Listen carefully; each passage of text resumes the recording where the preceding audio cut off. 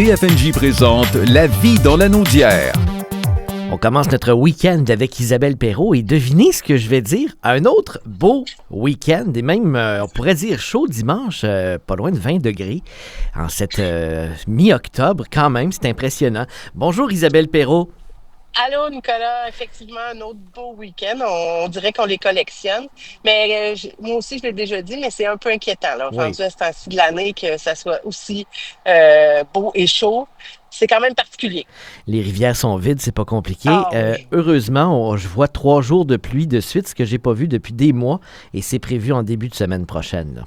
Là. On va s'en réjouir. Oui, c'est rare qu'on dise ça, mais là, effectivement, on va s'en réjouir. Avant que la pluie n'arrive, on va quand même profiter du soleil en fin de semaine.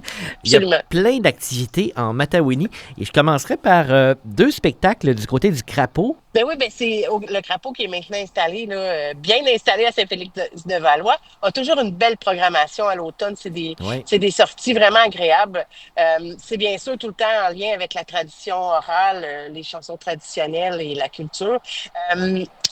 La Pastourelle qui sera là vendredi, aujourd'hui, Oui. 17 octobre, à partir de 20 heures.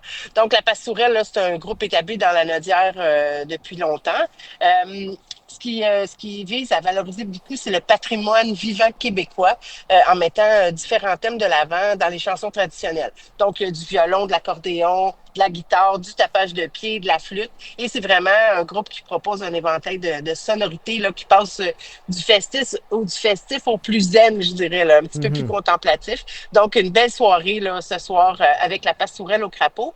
Et demain, c'est Gros Île qui présente son spectacle homérique. Là, c'est un peu plus c'est du traditionnel, mais ça englobe aussi un mélange de répertoire irlandais, québécois, avec des compositions vraiment très originales, de la cornemuse irlandaise, du violon québécois et de la guitare. Donc, c'est un nouveau spectacle qui a été mis en scène par le réputé conteur Michel Faubert.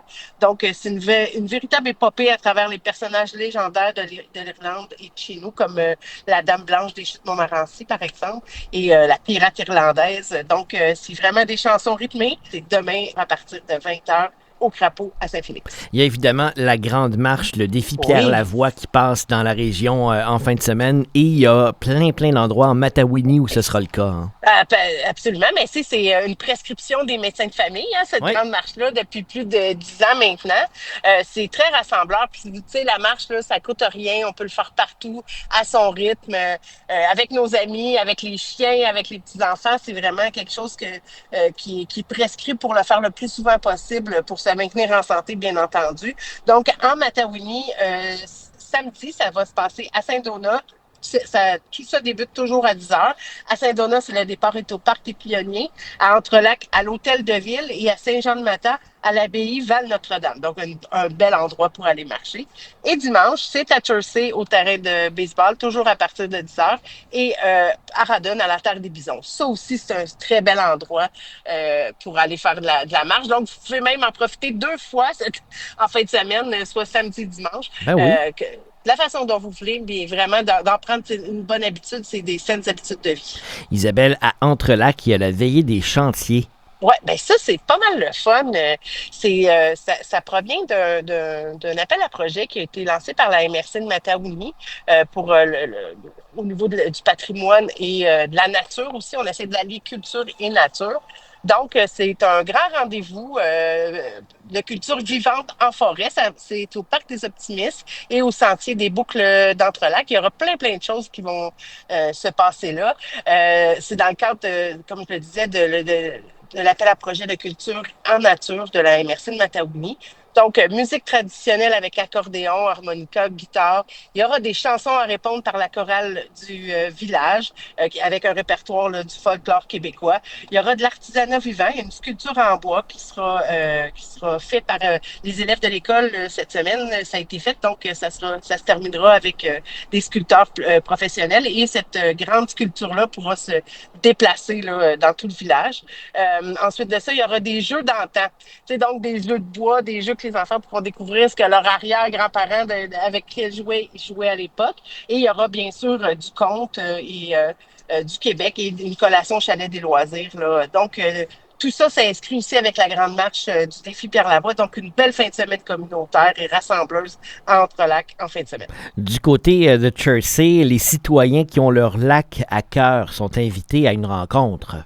Ouais, oui, tout à fait. Mais ça, en Matagounie, je vous dirais que il y a beaucoup d'associations de lacs et vraiment, c'est une belle initiative que l'association des lacs a fait à Chersey.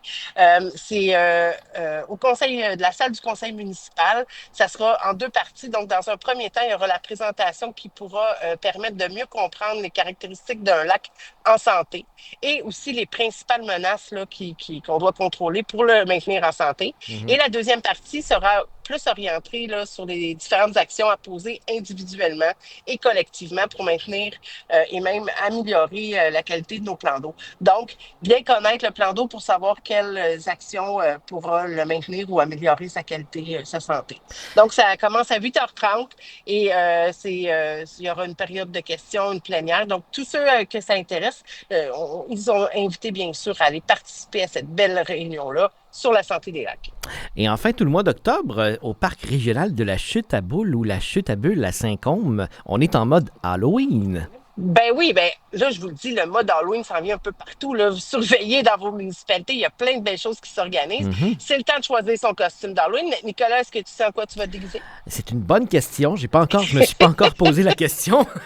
Bon, ben il faut que tu te la poses, là, parce qu'il y a des belles activités qui s'en viennent. Et tout le mois d'octobre, au Chute à Bulles, c'est le mode Halloween. Il y a la semaine dernière, il y avait le Festival de la citrouille, mais il y a toutes sortes d'activités là, sur le site. Donc, une chasse aux roches. Il y aura plein de décorations d'Halloween, de la musique, plus de choses encore. Donc, vraiment, tout le mois d'octobre, allez voir ça. C'est une belle activité. Puis en plus, il y a un sentier le soir, les samedis soirs, qui est tout illuminé. Donc, c'est une expérience peut-être un peu plus féerique durant la nuit. Les ados aiment beaucoup ça. Donc, profitez-en, c'est chez nous et puis c'est très abordable.